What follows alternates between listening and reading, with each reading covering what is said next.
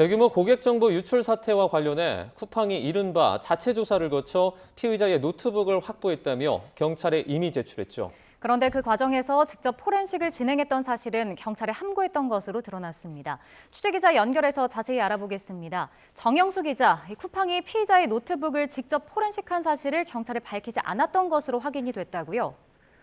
네, 박정보 서울경찰청장은 오늘 정례 기자간담회에서 쿠팡이 피의자의 노트북을 경찰에 이미 제출하며 자체 포렌식 사실을 알린 적이 없다고 밝혔습니다. 앞서 쿠팡은 지난 21일 중국 현지에서 잠수부를 투입해서 강에서 건져 올린 것이라며 피의자의 노트북을 경찰에 제출했습니다. 당시 쿠팡은 이에 대해 참고인 조사도 함께 받았던 것으로 파악됐는데요.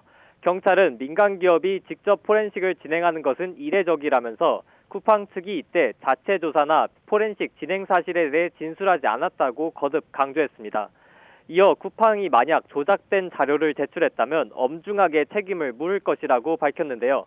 혐의는 증거인멸이나 공무집행 방해가 될 수도 있다고 설명했습니다. 경찰은 피의자를 접촉하고 노트북을 회수하는 과정에 국가정보원과 협의했다는 쿠팡 측 주장에 대해서도 사전 통보받은 적이 없다는 입장입니다.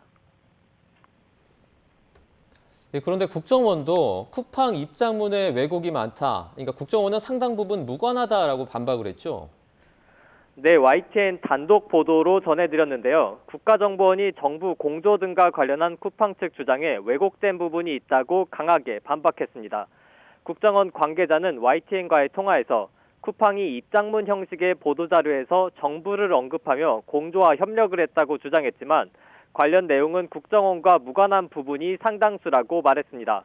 그러면서 쿠팡의 보도자료에서 정부와 협력했다는 내용 가운데 일부 국정원으로 추정되는 부분도 사실과 다르거나 왜곡된 부분이 있다고 강조했습니다. 다만 국정원법 직무조항 제4조에 따라 외국인에 의한 대규모 정보 유출 사태를 국가안보 위협 상황으로 인식, 정보 수집과 분석을 위해 업무 협의를 진행한 적은 있다고 덧붙였습니다.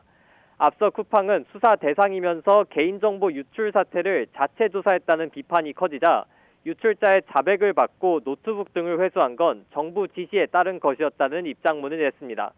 지금까지 사회부에서 YTN 정영수입니다.